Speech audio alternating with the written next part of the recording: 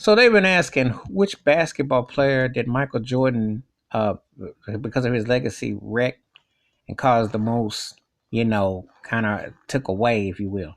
And I said the only answer to me is Karl Malone. I know it's gonna be fashionable to say Patrick Ewing because he played for the Knicks and he was a center and everything in Georgetown and he was a champion, all that. But I always thought his NBA career was kind of overrated. I always thought he underachieved for what he had and what he was. Since the fix was in, and you remember that if you were a certain age, you remember how David Stern showed he was the true Don and got him to land it to New York. You remember that. Funny how Lenny Wilkins was all set to get him, and Seattle got him, and he did come to Seattle years later, but he was long past the pull date.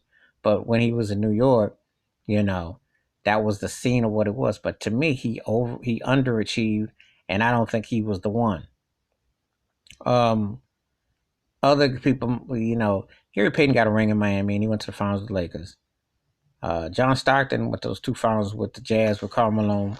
But I don't really think, and he was a great player and one of the most underrated point guards. And I've seen people run a full four trap on him like they did Michael Jordan. He's the only player that I remember back when you could zone like that. And I saw that in '98 that they ran that on Stockton. Stockton was crafty and thrifty, textbook, you know.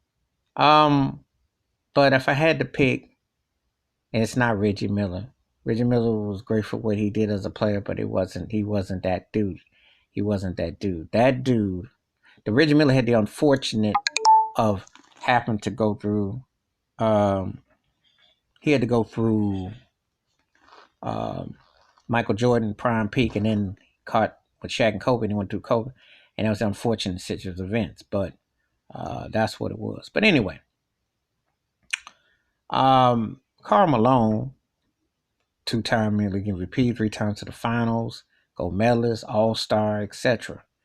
And people forget he's the second leading scorer of all time. They forget how productive he was. It wasn't no empty numbers. This guy was a beast.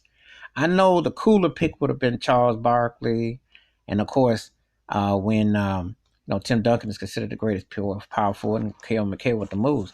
But if you ask me one person who was more affected by the dominance of Michael Jordan's career, it was Karl Malone. Because if Karl Malone wins a ring, not only does Utah have that ring, but then you act up his accolades and his career. And see, Karl Malone suffers from the same syndrome that Tim Duncan does in the sense that he wasn't a marketable guy, but for different reasons. Karl Malone was a black redneck, and he was like a black version of Brett Favre minus the ring, but he was like that guy. But he was durable. He got better. His fadeaway jump shot, his passing, which is underrated.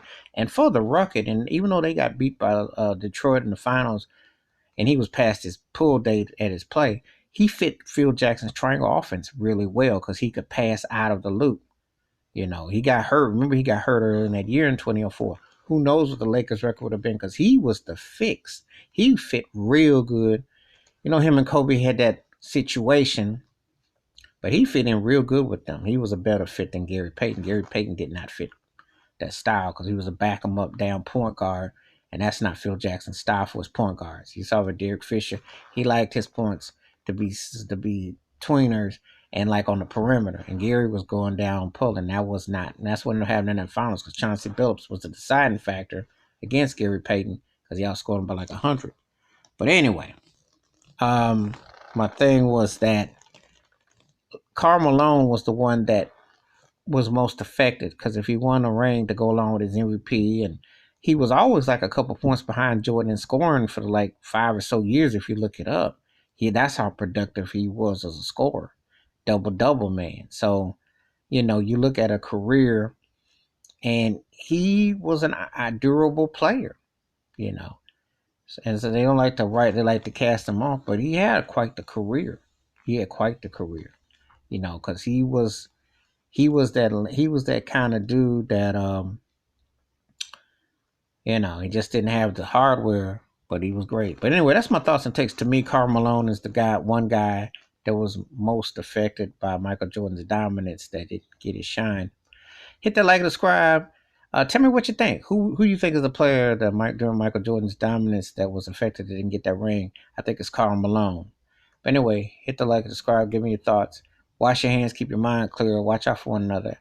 And respect an NBA, respect them players, because there's a lot of guys who were great who, because either they play for certain teams or certain style, and get their due, but that doesn't mean that they weren't great. All right, I'm out.